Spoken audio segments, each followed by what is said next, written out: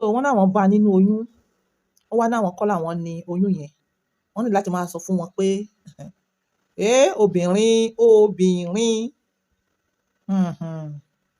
pé ọmọ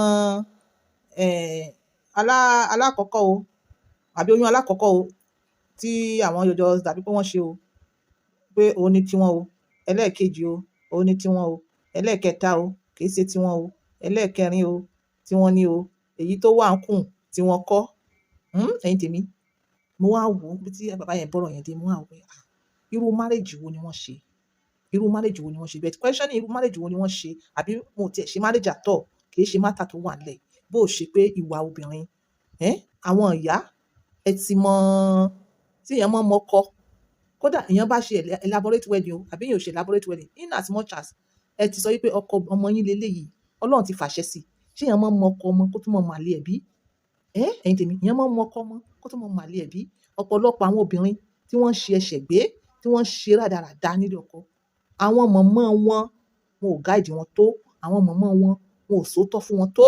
Ẹ̀yin tèmi, a fi ń kọ́ ẹ̀kọ́ ni ẹ̀yin tèmi o, a fi ń kọ́ ẹ̀kọ́. Bẹ́ẹ̀ mi gan ṣe ń sọ̀rọ̀, èmi gan kọ́ ẹ̀kọ́ torí abiyamọ lèmi náà. Ọ̀rọ̀ yìí ọ̀rọ̀ èèyàn ni, oníkálukú wa la mọ dáàdì tó ṣẹlẹ̀ sí. Àwọn náà ni wọ́n fi ẹnu ara wọn ṣàlàyé experience wọn lọ́wọ́ family ìyàwó wọn àti ìyàwó wọn. Ìwọ tó bá wá rántí dáàdì tó ṣẹlẹ̀ sí, lọ wò lórí YouTube mi. Òun ni latest video as at today 17th Sunday 2026. Tí mo bá mú ọ̀rọ̀ èèyàn wá, mo mú wá pé ká fi kọ́ ẹ̀kọ́ ni. Nísìn dáàdì yẹn sọ pé àwọn fẹ́ fi fídíò yẹn ṣe fíìmù. Wọ́n náà fẹ́ fi ṣe fíìmù. Ìyẹn tèmi, ẹ má ṣì mú o. Kò sí irú nǹkan tá àti gbọ́ rí, kò dẹ̀ sí irú nǹkan tá àti wò rí. Ọ̀pọ̀lọpọ̀ fíìmù wọ̀nyí, àwọn nǹkan tó ṣẹlẹ̀ sáwọn èèyàn ni. Kódà nínú àwọn tó ń ṣe fíìmù yẹn gan, tó ń produce fíìmù yẹn gan, tó ń kọ́, tó ń ṣe script, àwọn ọ̀rọ̀ wọn ni wọ́n fi ń ṣe fíìmù. But wọn ò wá tàwa kọ́kọ́ sọ ná. So dáàdì yìí ti kọ́kọ́ wá tàwa sọ, wọ́n náà fẹ́ fi ṣe fíìmù. You understand? So ẹ̀kọ́ là ń kọ́ gbogbo wa. Jẹ́ ó dáa kí wọ́n fi ọ̀rọ̀ yìí ṣe fíìmù. Ìwọ tó bá ń wò lórí TikTok, ibi tí màá ṣàlàyé dé lélẹ̀, lọ wò yòókù ní orí YouTube. Ǹjẹ́ ó dáa kí dáàdì fi ọ̀rọ̀ yìí ṣe fíìmù? Wọ́n ní àwọn tí ń palẹ̀ mọ́ rẹ̀, àwọn tí kọ script ẹ̀, about to be produced and released, tó máa di fíìmù àgbéléwò. Ẹ jẹ́ ká kẹ́kọ̀ọ́.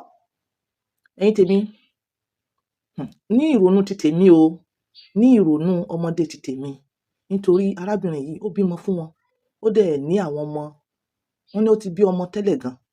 Nínú ọmọ tárábìnrin yìí bí tẹ́lẹ̀, ó ní ọmọ tó ń ṣàlàyé fún wọn nínú mọ́tò pé operation ni wọ́n fi gbẹ̀bí mọ́mì òun, pé arákùnrin tí wọ́n rò pé òun ló ní oyún the last one, tí bàbá yẹn wá padà wá bá ìyàwó wọn nílé mọ́mì ẹ̀, ọmọ yẹn ló ń ṣàlàyé everything fún wọn. That means ọmọ yẹn fẹ́ràn dáàdì yìí. Àwọn ọmọ tó máa sanjọ́ nìyẹn. Wọ́n dẹ̀ sọ pé mọ̀mọ́ wọn ó ti ṣaláìsí. Tó wá lẹ́tọ̀ọ́ kí dáàdì yẹn fi kíní yẹn ṣe fíìmù nítorí ọ̀la, nítorí àwọn ọmọ. Èmi ò change mind wọn o, dáàdì, èmi ò ní kẹ́ má fi ọ̀rọ̀ yìí ṣe fíìmù o, èmi ní kẹ́ má fi ṣe fíìmù o. But putting myself, ká sọ pé mi ni one of the children, ádá ọmọ tó bí fún yín, àbí tó kọ́kọ́ bí tẹ́lẹ̀, àbí tó wá padà wá bí, torí àwọn ọmọ tó máa sìnyàn. Kai, tó bá jẹ́ pé mi ni one of the child, inú mi ò ní dùn o. Inú mi ò ní dùn. Just my option, just my own opinion, sir. Just my own opinion. Ẹ má bínú tó bá rí bákan, just my own opinion. I come in peace. Ẹ̀yin tèmi, àwọn obìnrin tó wá ń ṣe báyìí, àwọn obìnrin tó ń ṣe báyìí, àwọn obìnrin tó ń ṣe báyìí, ẹ ṣe wá ewé ìjòkó jẹ́ fún wọn.